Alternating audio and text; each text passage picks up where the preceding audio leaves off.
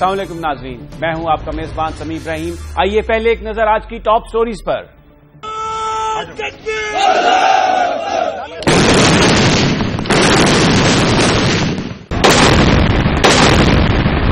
ज़रबे अज़्ब जारी, पैदल दस्ते मीरान शाह में दाखिल।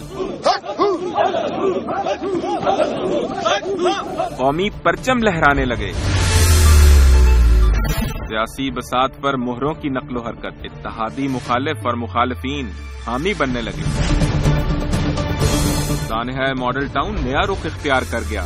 आखिर गोली चलाने के अहकामात किसने जारी किए?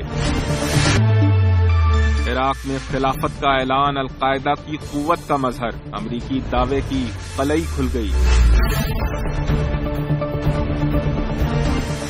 आज पहला रोजा था और पाकिस्तान में हर मुसलमान घर में हम उस कल्चर की याद को ताज़ा कर रहे थे कि लोग अपने घरों में पहला रोजा खोलते हैं। लेकिन ऐसे वक्त जिस वक्त हर कोई अपने प्यारों के साथ रहना चाहता है, पाकिस्तानी फौज के हजारों जवान मीरान शाह में, वजीरिस्तान में पाकिस्तान की बका के लिए जंग लड़ रहे हैं।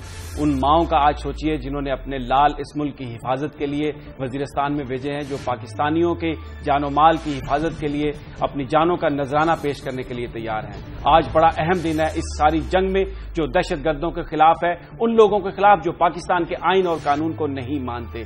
आज जमीनी दस्ते उस इलाके में दाखिल हो गए जो गुज़श्ता कई सालों से जहां पर दहशतगर्दों ने पनाह ले रखी थी, और वहां से जो खबरें आ रही हैं उसके मुताबिक बेपनाह कामयाबियां हासिल हो रही हैं, और जिन लोगों को हसार में लिया पाकिस्तान फौज ने, जिन दहशतगर्दों को, उनको निकलने का मौका भी नहीं वहां से मिल रहा। आज इस सारी सूरत हाल पर हम बात करेंगे। हमारे साथ जनरल रिटायर्ड मुस्तफा साहब हैं और इनके साथ सफीउल्लाह गुल हैं जो बन्नों में मौजूद हैं, क्योंकि इस जंग में एक और अहम मामला जो है वो उन मासूम लोगों का है जो उन इलाकों में रहते थे जहां इन दहशतगर्दों ने अपनी पनाहगाहें बना रखी थी, जहां वो मासूम लोगों को बंदूक की संगीनों के जोर पर उनकी जिंदगियों को भी काबू करते थे। वो भी वहां से डिस्प्लेस हुए हैं, लाखों की तादाद में वो लोग हैं। और ये एक सबसे बड़ा मसला ये भी है कि उन लोगों को किस तरह उनको रिहाइश दी जाए, किस तरह उनको शेल्टर दिया जाए, किस तरह उनकी जरूरियात का ख्याल रखा जाए। इस सारी सूरत हाल पर हम बात करेंगे। सबसे पहले जनरल रिटायर्ड मुस्तफा साहब की तरफ चलते हैं। जनरल साहब, जमीनी ऑपरेशन, दस्ते दाखिल हो गए हैं मीरान शाह में और बढ़ते जा रहे हैं, उन पनाहगाहों को खत्म कर रहे हैं दहशतगर्दों की। ये बयान फरमाइए कि अब जो हो रहा है इसमें पाकिस्तान फौज को क्या चैलेंजेस हो सकते हैं और आप क्या समझते हैं कितने दिनों में ये ऑपरेशन कंप्लीट हो जाएगा? शुक्रिया समी साहब। ये एक तरह से डिसाइसिव फेज है ऑपरेशन का और मुश्किल तरीन भी, जिसमें टाइम भी और ट्रुप्स की रिक्वायरमेंट भी काफ़ी ज़्यादा है, क्योंकि इस स्टेज में हमें हमारे अफवाज को हर एक घर को क्लियर करना पड़ेगा, हर घर में हर कमरे को क्लियर करना पड़ेगा। फिर मीरान शाह एक बहुत बड़ी आबादी है, मीरली एक आबादी है, इसके साथ जो इनके इर्द गिर्द पहाड़ी इलाके हैं उनको भी पूरी तरह हमें डोमिनेट करना पड़ेगा, ताकि ये जो शरपसंद अनासर हैं ये दोबारा उधर से हमारे अफवाज को, हमारे लोगों को नुकसान ना पहुंचा सके। तो अल्हम्दुलिल्लाह पाकिस्तान अफवाज ने बहुत अच्छी शुरुआत की है और जिस तरीके से ये जारी है, और मुझे ये उम्मीद है कि इंशाअल्लाह हम अगले 10 से 12 दिनों में अगर ये कामयाबी से हम जारी रहे तो हम जो इस इलाके का कंट्रोल है वो अफवाज पाकिस्तान संभाल लेंगे। ठीक है। अच्छा सफीउल्लाह गुल, आपकी जानिब आऊंगा। एक तो ये बताइए वहां पर मोरल क्या है, आम आदमी किस तरह से इस पूरी जंग में क्या वो सोचते हैं? आपकी यकीनन वहां पर जो दस्ते हमारे आगे की तरफ बढ़ रहे हैं उनसे भी मुलाकात हुई होगी, वो क्या कहते हैं? और फिर जो आईडीपीज वहां से डिस्प्लेस होकर जो लोग आए हैं, कुछ ये भी बताइए कि उनकी सहूलियात के लिए क्या बंदोबस्त किया गया है? जी समी, बिल्कुल ऐसा ही है। यहाँ पर जो सहूलियात के हवाले से अगर हम बात करें तो बड़ी वाफिर मिकदार में, बिल्कुल यहाँ पर जो मेन डिस्ट्रीब्यूशन पॉइंट है उसके साथ 2 और भी पॉइंट इन्होंने बनाए हैं। वाफिर मिकदार में यहाँ पर सामान भी हमने देखा है। आज शाम को भी यही हम देख रहे थे कि जो पहले 2-3 दिनों में जो जोर था वो आहिस्ता आहिस्ता अब लोगों का भी कम होता जा रहा है। उसकी वजह यह कि लोगों को उनका सामान और डिस्ट्रीब्यूशन पॉइंट्स पे जो है जो लोग रजिस्टर्ड हुए थे वो उनको मिलना शुरू हो गया है। लेकिन जो एक चीज़ यहाँ पर नोट की है कि बनू शहर जो है ये बेसिकली एक छोटा सा शहर है और एक इंफ्रास्ट्रक्चर इसका इतना बड़ा नहीं है कि जो एकदम इतने बड़े इन्फ्लक्स को वो एब्जॉर्ब कर सके। لیکن یہاں بنو کے لوگوں کے ایثار کو اگر ہم دیکھیں تو انہوں نے اپنے گھر کھول دیے، انہوں نے اپنی جگہ کھول دی، ان لوگوں نے ان لوگوں کو اکوموڈیٹ کرنے کے لیے جتنا حد الوسع ہو سکتا تھا ان لوگوں نے کیا۔ دوسری طرف اگر ہم ہاسپٹلس کی بات کریں، کیونکہ اس جو ڈسپلیسڈ پیپل ہیں ان میں سے جو سب سے بڑی جو اگر دیکھیں، اگر فگرز ہم دیکھیں تو بچے سب سے زیادہ تعداد میں ہیں، اسی کے ساتھ خواتین ہیں اور پھر یعنی مرد ہیں۔ یہاں پر جو ہم دیکھ رہے ہیں ہاسپٹلز میں اور اس میں دیکھ رہے ہیں پراپر جو انفراسٹرکچر آلریڈی جو ان کے پاس موجود تھا وہ اب کم نظر آ رہا ہے ہمیں۔ آج ہم نے یہ بھی دیکھا کہ ایون ملٹری نے ایک ہاسپٹل میں ایک یونٹ بنایا اور اس کا ٹیک اوور کیا اور وہاں پر فری آف چارج میڈیسنز وہ پرووائڈ کر رہے ہیں۔ جب ہاسپٹل کی مختلف انتظامیہ اگر ہم بات کریں ڈی ایچ کیو کی اور یہاں پر جو ویمن اینڈ چلڈرن ہاسپٹل ہے اس کی بات کریں، اور اسی طرح اگر ہم بات کریں خلیفہ گل نواز کی وہاں کی بات کریں، تو میڈیسنز جو ان کے پاس آلریڈی جو سٹاک موجود ہے وہ کتنے دن چلتا ہے، اس کے بعد کی جو سچویشن بننی ہے وہ بڑی یعنی خطرناک ہو سکتی ہے، کیونکہ ان کے پاس آلریڈی اس وقت جو پروویژنز ہیں وہ اس کو پرووائڈ کیے جا رہے ہیں۔ تاہم یہاں پر لوگوں کا یہ ضرور کہنا ہے کہ اگر ہم دیکھیں کہ یہاں صرف نارتھ وزیرستان میں 964 ایجوکیشنل انسٹیٹیوٹس ہیں، اگر اس میں سے 4 افراد یا 5 افراد کا بھی اگر ہم کہیں کہ ہر انسٹیٹیوٹ میں وہاں پر امپلائیز تھے تو یہ تقریباً لگ بھگ 4000 کے آس پاس یہ افراد بن جاتے ہیں۔ ان لوگوں کو استعمال اگر کریں یہاں پر، انہی کو یہاں بنو میں لے آئیں اور انہی لوگوں کی ریہیبلیٹیشن میں اور ان کی ویل بینگ کے لیے اگر استعمال کر لیں تو بہت بڑا ایک جو بوجھ ہوگا ایون وہ گورنمنٹ سے شفٹ ہوگا۔ ٹھیک ہے، آپ کی بات یہ ٹھیک ہے۔ اچھا جنرل مصطفیٰ صاحب، یہ بڑا اہم معاملہ ہے جو صفی اللہ گل نے اٹھایا۔ عموماً ماضی میں تو یہ دیکھا گیا کہ فوج نے تو اپنا کام پورا کیا، آپریشنز پورے کیے، لیکن جو سول گورنمنٹس کا جو انیشیٹو ہوتا تھا اس میں ہم نے دیکھا ہے کہ کوتاہی آتی رہی ہے۔ یہ اتنا بڑا آپریشن ہو رہا ہے وزیرستان کا، لاکھوں کی تعداد میں لوگ ڈسپلیس ہو گئے ہیں، آپ سمجھتے ہیں کہ جو پریپریشن ہے بعد میں جو کرائسس ہے اس کو سارٹ آؤٹ کرنے کے لیے، وہ آپ سمجھتے ہیں کہ پوری تیاری کی ہوگی حکومت نے، یا ابھی جو کچھ ہو رہا ہے اس کو دیکھ کے آپ کچھ اندازہ لگا سکتے ہیں؟ سمی صاحب، آئی ایم افریڈ کہ یہ ایک ایسا معاملہ ہے جس میں ابھی ہم بہت پیچھے ہیں۔ حکومت وقت کو شاید معاملے کی نزاکت کا احساس نہیں ہے، محض بیانات دے دینا، چاہے وہ آئی ڈی پیز کا مسئلہ ہو، چاہے وہ آپریشن کا مسئلہ ہو، ابھی تک ہم پورے آپریشن کی نیچر کو ہی نہیں سمجھ سکے۔ مجھے یوں محسوس ہو رہا ہے کیونکہ جو ملٹری کر رہی ہے نارتھ وزیرستان میں، یہ شاید وار آن ٹیرر کے یا ٹیررزم کے خلاف یہ ایک چوتھائی یا ایک 5واں حصہ ہوگا ساری لڑائی کا ہمارا۔ مین لڑائی جو لڑنی ہے حکومت وقت نے لڑنی ہے۔ مین لڑائی اگر لڑنی ہے ہم نے تو ہم نے لوگوں کے ذہن جیتنے ہیں۔ مین لڑائی اگر لڑنی ہے تو ہم نے ان عناصر کو جو ابھی تک ہمارے ذہنوں کو پراگندہ کرتے رہے ہیں ان کے ذہن کو ہم نے تبدیل کرنا ہے، اس طرف ہماری توجہ نہیں ہے۔ تو میں یہ سمجھتا ہوں کہ حکومت وقت کو اب بھی وقت ہے کہ وہ اس چیز کا احساس کرے۔ آئی ڈی پیز کا مسئلہ جہاں تک تعلق ہے، یہ صفی اللہ نے بڑی اچھی بات کی ہے، میں اس سے قدم اور آگے جاؤں گا۔ ہم شاید اس چیز کا احساس نہیں کر رہے کہ ان لوگوں نے نہ صرف اپنے گھر بار چھوڑے ہیں بلکہ یہ اپنی پوری زندگی پیچھے چھوڑ کے آ گئے ہیں۔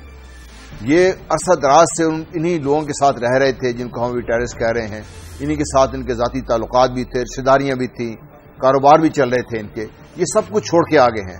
یہ اب دوبارہ لوگوں کے پاس واپس نہیں جا سکیں گے، اگر جائیں گے تو ایک شکست خوردہ قوم کی حیثیت سے، شکست خوردہ لوگوں کی حیثیت سے جائیں گے۔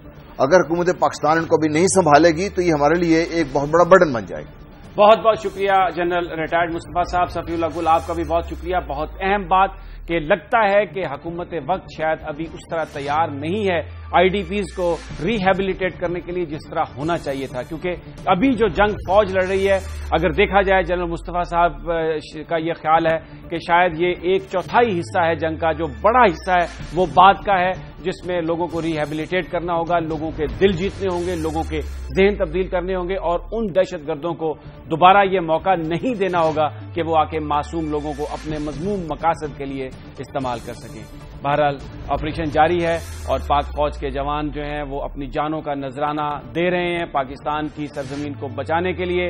آج پوری قوم ان کے لیے دعا گو ہے کہ خدا انہیں سرخرو کرے، کیونکہ اسی میں پاکستان کا مستقبل بھی چھپا ہوا ہے۔ ناظرین، یہاں پر ہم لیتے ہیں ایک بریک، اور بریک کے بعد ہم بات کریں گے سانحہ ماڈل ٹاؤن کی، جہاں پر جوڈیشل کمیشن کے سامنے آج رانا ثناء اللہ اور ڈاکٹر تاکیر شاہ نے بیان دیا، جس میں رانا صاحب نے یہ کہا ہے کہ گولی چلانے کا حکم انہوں نے نہیں دیا۔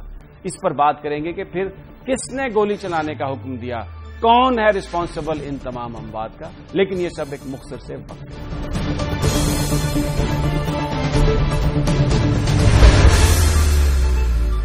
ثانیہ ماڈل ٹاؤن جس میں 15 افراد کی جانیں چلی گئیں، آج جوڈیشل کمیشن کا اجلاس ہوا جس میں سابق صوبائی وزیر قانون جناب رانا ثناء اللہ اور ڈاکٹر توقیر شاہ جو وزیر اعلیٰ پنجاب کے سابق پرنسپل سیکرٹری تھے، انہوں نے اپنے بیانات ریکارڈ کروائے۔ بیانات میں یہ کہا رانا ثناء اللہ نے کہ گولی چلانے کا حکم انہوں نے نہیں دیا تھا، اور یہ بھی پتا چلا آج جوڈیشل کمیشن کو کہ یہ جو سارا واقعہ 9 بجے شروع ہوا وہاں پر اس کی اطلاع وزیر قانون کو بھی، سابق وزیر قانون کو بھی اس کی اطلاع ٹیلی ویژن کے ذریعے ہوئی۔ بہرحال جو آج ایک امپورٹنٹ بات ہوئی وہاں پر جسٹس باقر نجفی جو جوڈیشل کمیشن ہیں، انہوں نے یہ کہا کہ وہ اس بات کا تعین نہیں کریں گے کہ اس واقعے کا ذمہ دار کون ہے، وہ اس کے دیگر جو محرکات ہیں اس کے حوالے سے اپنی رپورٹ دیں گے۔ آفتاب باجوہ ایڈوکیٹ ہیں، قانون دان ہیں، وہ آج موجود تھے وہاں پر، ساری صورتحال ان کے سامنے بیانات بھی ہوئے، ان سے ہم جاننے کی کوشش کریں گے کہ اگر جوڈیشل کمیشن یہ تعین نہیں کرے گا کہ اس واقعے کا ذمہ دار کون تھا تو پھر یہ کس طرح پتہ چل سکے گا کہ گولی کس نے چلائی تھی، کس طرح پتہ چل سکے گا کہ جو معصوم لوگ جن کی جانیں گئیں ان کی جانیں کس کے حکم پر گئیں۔ باجوہ صاحب آپ موجود تھے آج وہاں پر کمیشن میں، اور یہ کہا کمیشن نے کہ وہ اس بات کا تعین نہیں کریں گے کہ یہ جو واقعہ ہوا اس کا ذمہ دار کون ہے، تو پھر یہ کس چیز کا تعین کرے گا جوڈیشل کمیشن؟ سمیع صاحب، نہایت ہی افسوس کے ساتھ میں موجود تھا، اور میں نے بار بار آج سے 10-12 دن سے مسلسل کہہ رہا ہوں جوڈیشل کمیشن سے کہ بھئی یہ 69 کا جو آرڈیننس ہے اس کے تحت آپ پابند ہیں، آپ ہمیں بتائیں آپ کا نوٹیفکیشن کہاں ہے، آپ کے رولز کہاں ہیں، اور کن مقاصد کے لیے وہ کون سے ایشو جو ہے آپ نے وہ سامنے رکھ کے آپ نے یہ کمیشن کے تحت کارروائی کرنی ہے۔ انہوں نے کہا کہ باجوہ صاحب میں محدود ہوں، میں نے یہ ڈٹرمن نہیں کرنا کہ اس کا ذمہ دار کون کون شخص ہے، تو پھر میں نے کہا یہ ساری کارروائی ہم جھک مار رہے ہیں، اپنا وقت کا ضیاع کر رہے ہیں، اور آپ کیا کر رہے ہیں یہاں بیٹھے؟ اگر یہ نہیں کر سکتے تو اس کمیشن کو بند کر دو۔ ہم یہاں آئے ہیں ان لوگوں کی تلاش میں جو آج آپ کے سامنے پیش ہوئے، قاتل تھے، مقتول ہیں، قاتل آج اس طرح جیسے گلو بٹ آیا تھا دیکھیں اسی طرح وہ رانا ثناء اللہ اور دیگر جو قاتل تھے آج کورٹ میں پیش ہوئے، پولیس بھی وہاں موجود تھی۔ لیکن باجوہ صاحب وہ تو جو لوگ پیش ہوئے رانا ثناء اللہ یا توقیر شاہ یا کوئی بھی جو آدمی آئے گا اس کو سیکورٹی پرووائڈ کرنا تو کام ہے حکومت کا بھی، اور یہ انشور کرنا کہ کوئی ان کو نقصان نہ پہنچا دے، تو اگر ان کو سیکورٹی دی گئی ہے تو اس میں تو کوئی اعتراض والی بات نہیں ہے۔ جی بالکل اعتراض والی بات ہے۔ کیا ہم اس پاکستان کے شہری نہیں ہیں؟ ہر آدمی کی سیکورٹی نہیں ہے؟ کیا قاتلوں کی ہی سیکورٹی ہوتی ہے؟ ان کے تو اپنے گن مین اتنے ہیں، الیکشن جتنے بھی لڑتے ہیں لوگ ذمہ دار ہیں۔ رانا ثناء اللہ نے تو یہ بڑا کلیئرلی اور ڈاکٹر توقیر نے بھی یہ بڑا کلیئرٹی کے ساتھ یہ کہا بیان میں اپنے کہ انہوں نے گولی چلانے کا آرڈر نہیں دیا تھا۔ بھائی یہ سارے کا سارا جھوٹ بول رہے ہیں۔ میں نے اسی وقت کھڑے ہو کے کہا تھا محترم جوڈیشل کمیشن صاحب کو کہ جناب آپ کیا کر رہے ہیں، قانون یہ کہتا ہے آپ ان سے اوتھ لیں، اوتھ لینے کے بعد اوتھ ہوتا ہے اللہ کی قسم اٹھا کے کہنی ہوتی ہے جو بات کہنی ہوتی ہے، آپ اس کے بعد ان کی بات ان کا بیان ریکارڈ کریں۔ میں بار بار یہ کہتا رہا، بار کہتا رہا، لیکن جوڈیشل کمیشن نے میری بات نہیں سنی، اور میں نے کہا آپ غیر قانونی اور انلیگل جو ہے جو کام کر رہے ہیں، کہ یہ میں نے دفعہ بھی پڑھ کے بتائی، دفعہ 4 اس کا سب سیکشن اے یہ کہتا ہے کہ جب آپ بیان ریکارڈ کریں گے تو اوتھ پہ ہوگا۔ ٹھیک ہے، اچھا آپ کی بڑی عمر گزری ہے ساری، آپ کرمنل معاملات کو بڑا غور سے آپ نے دیکھا ہے، یہ بیان فرمائیے کہ اب یہ جو بیان آیا رانا ثناء اللہ صاحب کا، ڈاکٹر توقیر کا بھی بیان آ گیا، اب یہ ڈٹرمن پھر کس طرح ہوگا کہ گولی کس کے حکم پر چلائی گئی؟ اب وزارت داخلہ جو ہے پنجاب کی وہ اس کا انچارج تو شاید وزیر اعلیٰ صاحب ہیں، تو پھر اب یہ اس کا ڈٹرمن کیسے ہوگا اس بات کی کہ گولی کس نے چلائی؟ جی سمیع صاحب میں آپ کو واضح کر دوں، آج میں نے 3 اپلیکیشن دی ہیں وہاں جوڈیشل کمیشن کے سامنے، اور یہ پروف کے ساتھ دی تھیں کہ جناب 16 تاریخ کو 3 بجے چیف سیکرٹری کی میٹنگ ہوئی جس کو ہیڈ کر رہے تھے رانا ثناء اللہ، اس میں CCPO بھی تھے، اس میں پوری لاہور کی پولیس اور کمشنر بھی اور ہوم سیکرٹری بھی موجود تھے، جن کی موجودگی میں یہ طے ہوا تھا کہ یہ ہم نے بیریئر اٹھانے کے لیے جو قدم اٹھانا پڑتا ہے ہم اٹھائیں گے، گولیاں چلائیں گے، کچھ ہوگا، ہم نے یہ کارروائی کرنی ہے، اور یہاں تک کہ علامہ طاہر القادری کے گھر کو نیست و نبود کر دینا ہے، اس کا جتنا بھی وہ درس ہے یا تحریک مناج القرآن کا جو سیکریٹریٹ ہے اس کو بھی گرانے کا ان کا پروگرام تھا، صرف یہ بیریئر ہٹانے نہیں گئے۔ لیکن باجوہ صاحب کا پاکستان کا قانون کیا اس بات کی کسی عام شہری کو اجازت دیتا ہے کہ وہ لا انفورسمنٹ کے سامنے ہتھیار لے کے کھڑا ہو جائے. اگر وہ گرانے کے لیے آئے بھی تھے, گرا بھی تھے, تو کیا جو منہاج القرآن کے ورکرز ہیں یہ بعد میں کورٹ میں نہیں جا سکتے تھے؟ ان کی وہاں پر بھی تو داد رسی ہو سکتی تھی. لیکن اس وقت پولیس کا بالکل یوں سامنے آ کے مقابلہ کرنا, آپ نہیں سمجھتے کہ وہاں پر بھی لوگوں نے بھی کچھ ایکسیسز کی؟ جناب میں آپ کو ایک بات بتا دوں, ہم جن حالات سے گزر رہے ہیں, آج کل بہت ساری ڈکیتیاں پولیس کے وردی پہن کے ڈاکو کر رہے ہیں, اور لوگوں کے رات کو 2 بجے گھروں میں اس طرح داخل ہو جانا, آپ کی موویز موجود ہیں. ہر شخص کو قانون دفعہ 100 PPC کہتا ہے, قرآن و حدیث میں ہے, ہر شخص کو اپنی جان و مال کی حفاظت کا حق دیتا ہے. میں سمجھتا ہوں یہ ڈاکو بن کے, لٹیرے بن کے وہاں پہ گئے تھے. انہوں نے وہاں پہ ان کے بغیر وہاں پہ داخل ہو کے اجازت نامہ ان کو لینے کے بغیر ان کے ہاتھ داخل ہوئے. انہوں نے اگر رزسٹ تھوڑا بہت کیا تھا تو یہ ان کو کیا حق پہنچتا تھا کہ یہ گولیاں ان خواتین پر چلا دیتی, ان بچوں پر چلا دیتی؟ ان کو شرم حیا نہیں آئی؟ ان کا ڈوب مرنے کا مقام ہے. انہوں نے جو ایکٹ کیا ہے, یہ شہباز شریف کے وہاں احکامات بالکل واضح تھے کہ ان کو مارو گولیاں. یہ کہنا کہ اب یہ کہنا کہ جی بندے مر گئے ہیں, اپنی ذمہ داری رانا ثناءاللہ نہ قبول کرے, ہوم سیکرٹری نہ قبول کرے, CCPO لاہور قبول نہ کرے, تو مجھے یہ بتاؤ یہ آرڈر ان کو فرشتوں نے دیے تھے؟ کوئی نہ کوئی آرڈر تو تھا نا پولیس کے پاس, کانسٹیبلوں کے پاس. کانسٹیبل اس طرح گولی نہیں چلاتے, ان کو کوئی اختیارات دیے گئے ہوتے ہیں, کوئی کہہ رہا ہوتا ہے.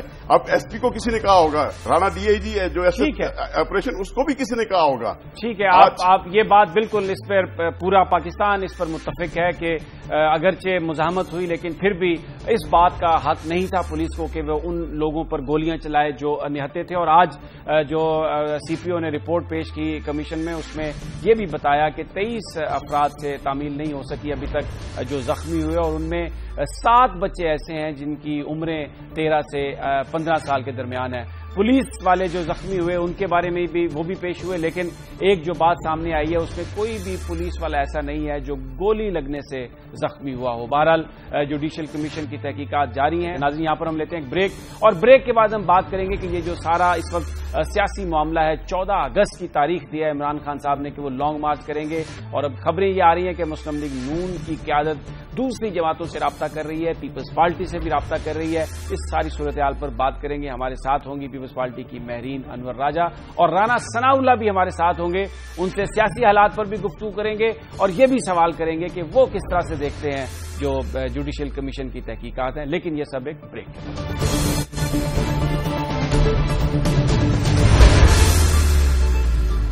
عمران خان کے اس اعلان کے بعد کہ 14 اگست تک اگر حکومت نے ان کے سوالات کے جوابات نہیں دیے تو ایک لانگ مارچ ہوگا. سیاسی ہلچل مچا دی ہے. مسلم لیگ نون کی صفوں میں بھی یہ نظر آ رہا ہے کہ وہ بھی اس معاملے کی سنگینی کو سمجھتے ہوئے اب یہ کوشش کر رہے ہیں کہ دوسری سیاسی جماعتوں سے رابطہ کیا جائے, جن میں پاکستان پیپلز پارٹی بھی شامل ہے. بہت سارے لوگوں کا یہ خیال تھا کہ طاہر القادری کا معاملہ یا دوسرا عمران خان صاحب کا جو معاملہ ہے, پاکستان مسلم لیگ نون کی قیادت کو سیاسی انداز میں اس کو حل کرنا چاہیے تھا. یہ ایڈمنسٹریٹو معاملات نہیں ہیں, اور ایڈمنسٹریٹولی ان کو حل کرنے کی کوششیں اس معاملے کو سنگین بنا دیں گی. آج اس صورتحال پر ہم بات کریں گے کہ کیا واقعی مسلم لیگ نون کی قیادت دوسری سیاسی جماعتوں اور بالخصوص پاکستان پیپلز پارٹی کو رابطہ کر رہی ہے اور ان کا جو مشورہ ہے اس پر عمل کرے گی. رانا ثناءاللہ جو سابق صوبائی وزیر قانون ہے, مسلم لیگ نون کے اہم رہنما ہیں, وہ ہمارے ساتھ ہیں, اور مہرین انور راجہ پاکستان پیپلز پارٹی کی رہنما ہیں, وہ ہمارے ساتھ ہوگی. سب سے پہلے رانا صاحب کی طرف چلتے ہیں.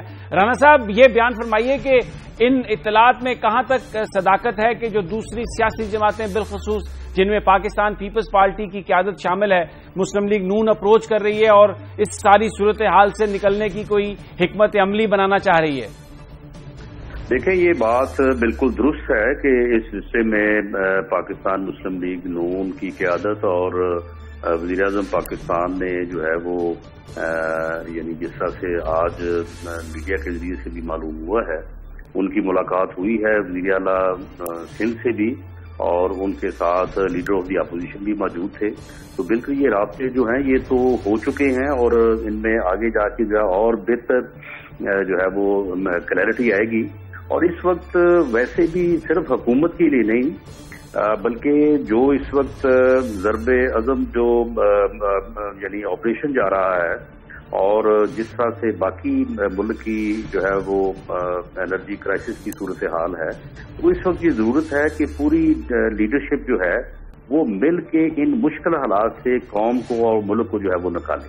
ٹھیک ہے. اچھا رانا صاحب, یہی آپ سے سوال کرنا چاہوں گا کہ دوسری سیاسی جماعتوں سے تو آپ کے رابطے ہو رہے ہیں جیسے آپ نے کہا, لیکن جو کمپلیننٹ ہیں مثلا جیسے عمران خان صاحب ہیں, ان کے حوالے سے ان کے بیانات کے جواب میں مسلم لیگ نون کے وزراء بڑا سخت ان کا لہجہ ہے. کیا ان سے بھی کوئی آپ گفتگو ان معاملات پر کرنے کے لیے تیار ہیں؟ ان کی جو شکایات ہیں وہ ان سے آپ مل کر ان سے سن لیں اور اس کا کوئی حل نکلنے کی امید کی جا سکتی ہے؟ دیکھیں سمیع صاحب, سیاست میں تقاریر اور ایک سخت بیان کے مقابلے میں سخت بیان جو ہے وہ اپنی جگہ پہ یہ سارا کچھ چلتا رہتا ہے, لیکن اس کے ساتھ ساتھ جو ہے وہ پولیٹیشینز میں اتنی لچک ہوتی ہے کہ وہ ایک دوسرے کے ساتھ جو ہے وہ ملاقات بھی کر لیتے ہیں, ایک دوسرے کے ساتھ جو ہے وہ رابطہ بھی کر لیتے ہیں. تو یہ سلسلے بھی جو ہے وہ اس کے ساتھ ساتھ جو ہے وہ چلتے رہتے ہیں. اور اس وقت پی ٹی آئی سے بھی اس معاملے میں جو ہے وہ میری اطلاع کے مطابق جو ہے وہ بات کرنے کی کوشش کی جا رہی ہے. اور یہ تھوڑی دیر پہلے ہی میری ایک پروگرام میں ہی جو ہے وہ ملاقات ہوئی ہے حامد خان صاحب سے. تو حامد خان صاحب نے بھی اس بارے میں انتہائی جو ہے وہ مثبت جو ہے وہ رائے کا اور جو ہے وہ یعنی اظہار کیا ہے. تو میں سمجھتا ہوں کہ پی ٹی آئی سے بھی اس معاملے کے اوپر جو ہے وہ بات ہو سکتی ہے. اور ٹھیک ہے, اور میں سمجھتا ہوں کہ اس وقت ملک کی اور اس وقت جو آپریشن کی صورتحال ہے اس میں ہونی چاہیے. اور یہ جو آج سے 4 دن پہلے جب وزیر اعظم نے عمران خان صاحب کو یہ آفر دی تھی کہ آپ آئیں میرے ساتھ چلیں اور بنو میں ہم جو ہے وہ آئی ڈی پیز کے کیمپس کا دورہ کریں, تو اس سے انہوں نے کہا کہ جی میرا جلسہ ہے. ان سے کہا گیا تھا کہ آپ کے جلسے تک پہنچانے کا ٹھیک ہے, یعنی آپ کہہ رہے ہیں کہ بالکل آپ ایک کوشش کر رہے ہیں. یہ رابطہ آپ کسی دن سنیں گے کہ یہ ہو گیا رابطہ, صاحب دوبارہ کریں گے اور پھر رابطہ جو ہے وہ اس دن شاید جلسہ نہ ہوگا تو پھر شاید رابطہ جو ہے وہ ہو جائے گا, جو ہے وہ ہو جائے گا. ہمارے ساتھ ہی رہیے. مہرین انور راجہ بھی ہمارے ساتھ ہیں. مہرین صاحبہ, پیپلز پارٹی کس حد تک مسلم لیگ نون کے ساتھ جائے گی؟ اگرچہ ابھی تک تو آپ مکمل طور پر ساتھ ہیں اور یہ سمجھتے ہیں کہ اس میں کوئی بھی لانگ مارچ ڈیریل کر دے گا ڈیموکریسی کو, لیکن جو مسلم لیگ نون کی پرفارمنس ہے, جس طرح وہ چیزوں کو ہینڈل کر رہی ہے, آپ کس طرح سے دیکھتی ہیں؟ بسم اللہ الرحمن الرحیم. دیکھیے, جہاں تک آپ نے کہا کہ پاکستان پیپلز پارٹی مسلم لیگ نواز کا ساتھ دے گی, پاکستان پیپلز پارٹی جمہوریت کا ساتھ دے گی, آئین کا ساتھ دے گی اور رول آف لا کا ساتھ دے گی. اور یہ چیزیں اگر کہیں نظر آ رہی ہیں اس وقت کی حکومت میں تو میں سمجھتی ہوں کہ جمہوریت کو ڈیریل نہیں ہونا چاہیے. آپ نے دیکھا پچھلے دنوں ایک سانحہ ماڈل ٹاؤن ہوا جو بڑی مس ہینڈلنگ کی گئی. رانا صاحب ہمارے بھائی ہیں اور ابھی آپ کے ساتھ پروگرام پہ موجود ہیں. میں یہ سمجھتی ہوں کہ یہ معاملہ بہت آسانی سے اور پولیٹیکلی ہینڈل کیا جا سکتا تھا. قادری صاحب کو یہ شکایات نہ ہوتی, واقعی ان کی شہادتیں ہوئی ہیں, وہ کیسے ہوئی ہیں, وہ کمیشن لانا چاہتے ہیں نہیں لانا چاہتے, یہ معاملہ ہی نہیں ہونا چاہیے تھا. پاکستان اس وقت بہت مشکل حالات سے گزرا ہے. رانا صاحب نے ٹھیک کہا, مگر ٹھیک کہتے ہوئے انہوں نے ان حالات کے لیے کیا کیا؟ آج یہ رابطوں کی بات کر رہے ہیں. پاکستان پیپلز پارٹی سے ایز سچ کوئی آفیشیل رابطہ نہیں ہوا. میں بڑا آپ کو یہ دو ٹوک بتانا چاہتی ہوں. رانا صاحب کہتے ہیں اگر کہیں میٹنگ میں ہوا ہے تو وہ رابطہ نہیں ہوتا جیسے پراپر رابطہ کیا جاتا ہے. آج دوسری جو پولیٹیکل پارٹیز ہیں وہ اے پی سیز بلا رہے ہیں. ہم کسی ایسی اے پی سی کا, کسی ایسی موو کا حصہ نہیں بننا چاہتی پاکستان پیپلز پارٹی جس سے جمہوریت کو کوئی خطرہ ہو. مگر جمہوریت کا یہ مطلب ہی نہیں ہے کہ پاکستان مسلم لیگ نواز من مانی کرنا شروع کر دے. وہ اب وہ کام چھوڑ دے جس کے لیے انہوں نے مینڈیٹ لیا تھا. انرجی کرائسس آپ کے سامنے, لا اینڈ آرڈر کرائسس آپ کے سامنے ہے.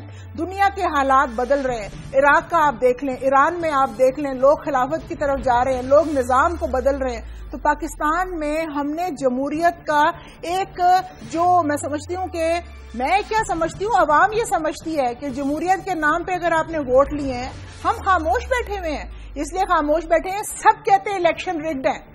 مسلم لیگ نواز نے بھی یہی کہا کہ الیکشن میں دھاندلی ہوئی ہے, مگر جمہوریت کو چلانے کے لیے ہم نے ان الیکشنز کا ساتھ دیا. مگر آپ اس کو ہینڈل تو کم از کم ٹھیک کریں. آپ کے وزراء کو ایسے بیانات دینے چاہیے جو سیاسی ہوں, جو کورنگ ہوں, جو چیزوں کو سود کریں. کیونکہ دیکھیے حکومت کو چاہیے وہ چیزوں کو ہینڈل کرے. اپوزیشن کا کام ہے پن پوائنٹ کرنا, ایشوز کو لے کے آنا, بات کرنا, اس میں گرمی پیدا کرنا.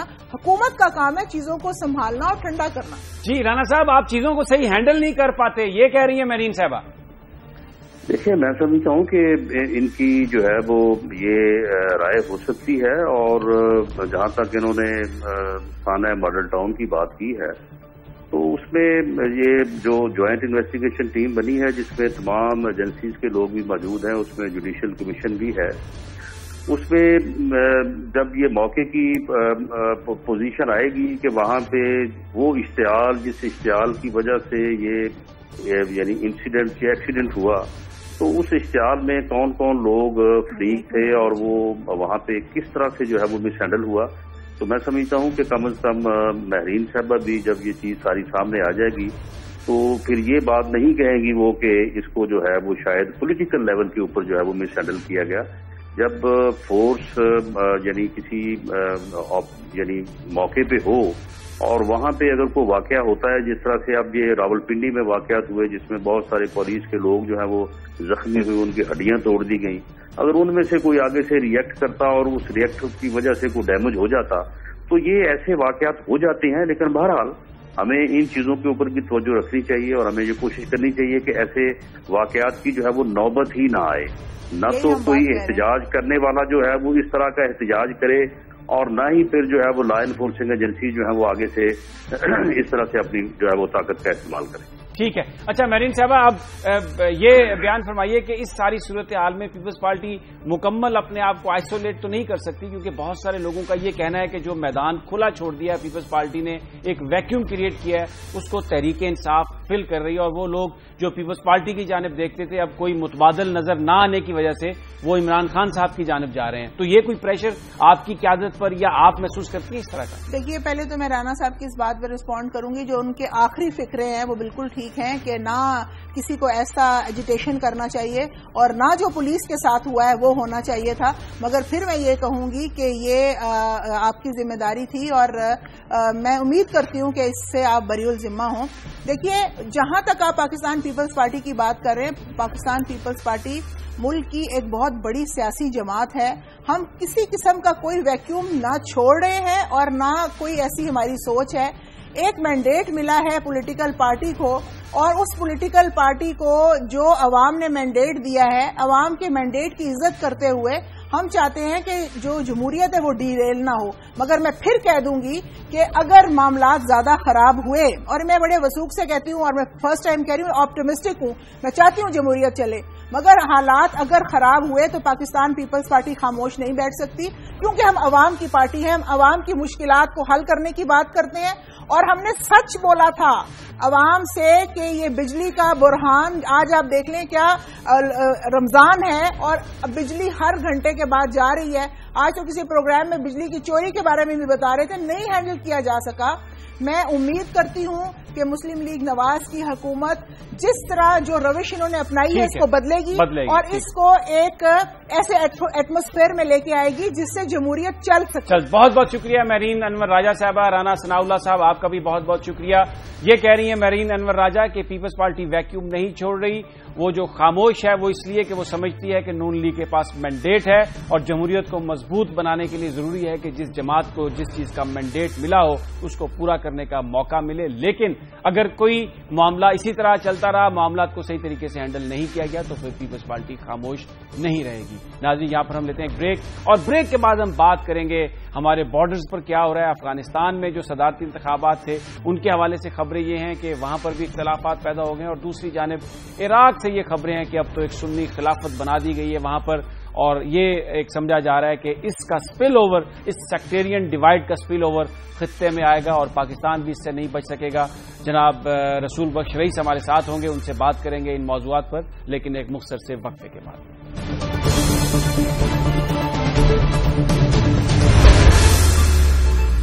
افغانستان سے جو خبریں آ رہی ہیں اس کے مطابق جو صدارتی امیدوار ڈاکٹر عبداللہ ہیں انہوں نے چیلنج کر دیا ہے الیکشن کمیشن کو، اور یہ کہا ہے کہ 15 سے 25 لاکھ ووٹ جعلی ڈالے گئے ہیں اور ان کے مخالف اشرف غنی کی جیت کو یقینی بنانے کا پروگرام بنا لیا ہے۔ ایک بڑی سنگین صورتحال پیدا ہو گئی ہے جو بہت افیکٹ کرے گی پاکستان کو بھی، خاص طور پر جو قبائلی علاقوں میں دہشت گردی کے خلاف جنگ ہو رہی ہے اس پر اس کے بڑے اثرات ہو سکتے ہیں۔ دوسری جانب عراق سے یہ خبریں آ رہی ہیں کہ وہاں پر ایک سنی خلافت قائم کر دی گئی ہے اور 33% سے زیادہ حصہ ہے عراق کا جو ان ملیٹنٹس کے قبضے میں ہے جو اپنے آپ کو سنی کہتے ہیں، اور انہوں نے وہاں پر ایک خلافت کا اعلان کر دیا ہے، اور اس وقت جو عراق ہے اس میں شیعہ سنی فساد کا انتہائی شدید خطرہ ہے، اور وہ جو پرانی بات تھی امریکی نائب صدر جو بائیڈن کی تجویز کے عراق کو 3 حصوں میں تقسیم کر دیا جائے، لگ رہا ہے کہ شاید وہ چیز ہونے جا رہی ہے۔ اس کا کیا اثر ہو سکتا ہے پاکستان میں؟ اگر سیکٹیرین وائلنس ہوتا ہے، اگر شیعہ سنی فساد عراق میں ہوتا ہے، تو وہ یہ کہا جا رہا ہے کہ وہ دوسرے علاقوں میں بھی پھیل سکتا ہے۔ جناب رسول بخش رئیس ہمارے ساتھ ہیں، معاملات پر بڑی ان کی گہری نظر ہے۔ السلام علیکم رئیس صاحب۔ وعلیکم السلام۔ رئیس صاحب، سب سے پہلے تو میں افغانستان کی صورتحال پر بات کروں گا۔ صدارتی انتخابات کے حوالے سے یہ جو جھگڑا ہے، یہ کچھ لوگوں کا کہنا ہے کہ اس سے خانہ جنگی ہو سکتی ہے افغانستان کے اندر، اور پھر اس کا جو امپیکٹ ہے وہ یقیناً پاکستان کے قبائلی علاقے میں بھی آئے گا جہاں اس وقت دہشت گردی کے خلاف جنگ لڑی جا رہی ہے۔ بالکل، میں سمجھتا ہوں کہ 2009 کے انتخابات میں بھی عبداللہ نے یہ کہا تھا کہ انتخاب میں دھاندلی ہوئی ہے، اور اس امکان کے پیش نظر انہوں نے جب دوبارہ انتخاب ہونا تھا صدارت کا تو انہوں نے اس میں حصہ نہیں لیا تھا۔ اب اس انتخاب میں آپ ایک چیز ذہن میں رکھیں کہ اس وقت تقریباً 7 ملین ووٹس پڑے ہیں، لیکن 20 ملین ووٹنگ کارڈ تقسیم کیے گئے، تو وہ تو بنیادی اس کی دھاندلی پہ تھی، اور جس کو زیادہ مل گئے ہیں وہ کارڈ انہوں نے بیلٹ باکس میں ڈال دیے ہیں، اور اس میں کوئی شک کی بات ہی نہیں ہے کہ وہاں پہ اسٹفنگ ہوئی ہے۔ دھاندلی ہمیشہ سے ہوتی رہی ہے، لیکن یہ ایسی دھاندلی ہے جو ڈاکٹر عبداللہ کو قابل قبول نہیں۔ اگر یہ ان کے حق میں ہو جاتی تو ظاہر ہے کہ پھر تو شفاف انتخابات تھے، لیکن ایسا لگتا ہے کہ وہ دھاندلی ان کے کام نہیں آئی، اور ڈاکٹر اشرف غنی کامیاب نظر آتے ہیں، اس لیے وہ بیکاٹ کر رہے ہیں۔ جو معاملات ہیں افغانستان کے، اس کے آپ تاریخی حوالے سے دیکھیں، جو ان کے رہنما ہیں، ہمیشہ انہوں نے قوم کو، ملک کو، ساری دنیا کو دھوکہ دیا ہے۔ اب بھی وہ اسی طرح سے دھوکہ دے رہے ہیں، اکٹھے نہیں ہوتے، لڑ پڑتے ہیں، دونوں جانب سے وار لارز ہیں، مسلح گروہ ہیں، ملیشیاز موجود ہیں، ریاست برائے نام ہے۔ ساری انٹرنیشنل کمیونٹی نے مل کے اس کو دوبارہ سے نو تعمیر کرنے کی کوشش کی ہے۔ صرف امریکہ نے تقریباً $1 ٹریلین افغانستان میں لگا دیے ہیں، اس میں اس کے فوجی اخراجات بھی، اس کا اپنا خون بھی نہیں، لیکن ڈاکٹر صاحب وہ تو سارا کچھ کیا، لیکن اب جو صورتحال ہے وہ تو ایسا ہی ہے جیسے جہاں سے شروع ہوئی تھی کہانی وہیں پہ آ کر رک گئی ہے، اور اس وقت اس کا جو فال آؤٹ ہوگا پاکستان کے علاقوں پر بھی ہوگا، اور وہ جو اگر وہاں پر سول وار ہوتی ہے تو جو پاکستان ہے وہ بھی اس سے تو متاثر ہوئے بغیر نہیں رہ سکے گا۔ لیکن ایسا لگتا ہے کہ یہ ساری عمارت جو بنائی گئی ہے، اس کے بارے میں بات کر رہا تھا، وہ دھڑام سے گرے گی، اور پھر اسی طریقے سے اسرے بکھرے افغانستان کے نظر آئیں گے جس طرح سے عراق میں نظر آ رہا ہے۔